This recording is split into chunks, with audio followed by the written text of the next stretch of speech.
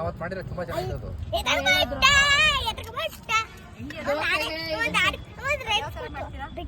ಕರಿಬೇವು, ಬೆಳ್ಳುಳ್ಳಿ, ಒಣಮೆಣಸಿನ್ಕಾಯಿ ಇದಷ್ಟು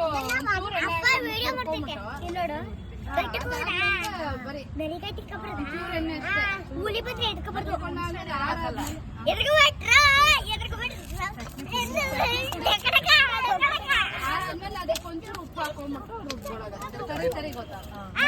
ಚೆನ್ನಾಗಿ ನೀರು ಹಾಕಲ್ಲ.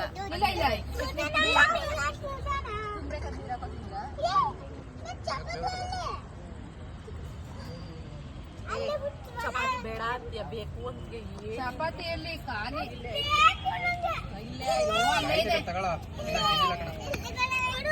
ಮೌಲ್ಯ ಊಟ ಮಾಡ್ತಾ ಇದಾರೆ. ಈ ಕಡೆ ಮೌಲ್ಯ